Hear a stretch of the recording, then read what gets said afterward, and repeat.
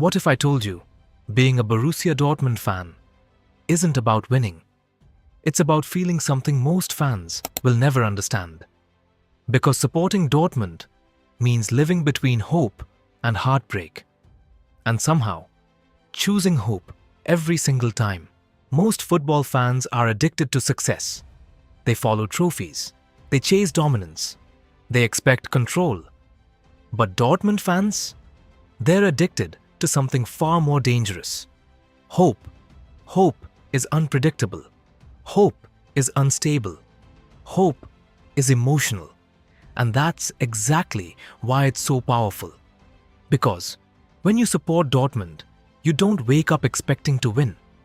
You wake up thinking, maybe today is the day. Maybe this is the match where everything clicks. Maybe this is the season where the story changes. Maybe this time, we don't fall apart. And psychologically, that maybe creates a deeper emotional investment than certainty ever could. Because certainty is comfortable, but hope keeps you alive. To understand Dortmund fans, you have to understand their relationship with pain. This is not a fan base that avoids suffering. This is a fan base that knows it intimately.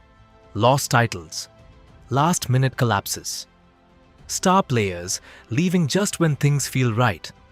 These aren't exceptions, they're patterns. And yet, they don't walk away. Why? Because over time, pain stops being something external. It becomes part of identity. Dortmund fans don't say, "We support despite the pain." They say, "This pain is part of what it means to belong." And that creates something rare in modern football: emotional resilience.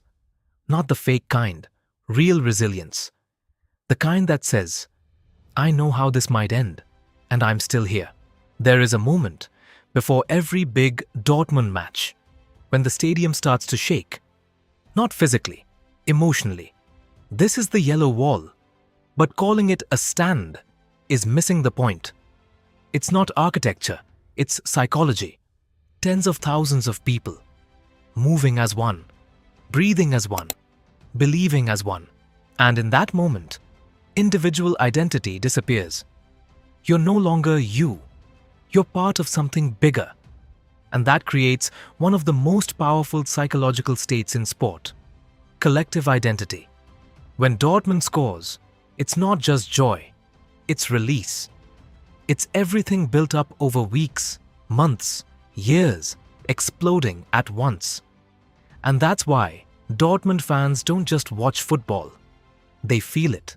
In modern football, loyalty is often transactional. Win, and fans stay. Lose, and they disappear. But Dortmund fans, they operate differently because their loyalty isn't based on results. It's based on connection. Connection to the club, to the colors, to the feeling, and most importantly, to each other. Being a Dortmund fan is not an individual experience. It's a shared emotional journey. You suffer together, you celebrate together, you believe together. And when loyalty becomes collective like that, it becomes almost unbreakable. At many clubs, players are idols. At Dortmund, they're chapters. Young talents arrive, they grow, they shine, and then they leave, again and again. And every time it happens, it hurts. But something interesting happens psychologically. Fans don't stop caring, because they've learned something important. Dortmund is not about who stays. It's about what remains. The feeling, the identity, the belief. Players come and go, but the emotional core stays.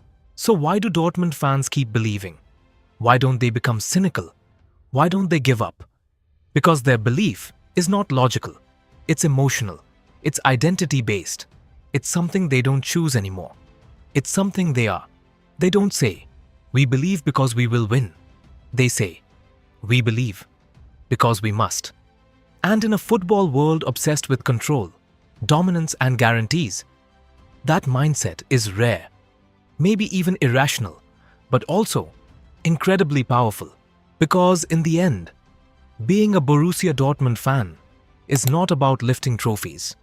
It's about refusing to let go of hope, even when history tells you to. If you enjoyed this video and want to see more content about the psychology of football, don't forget to like and subscribe.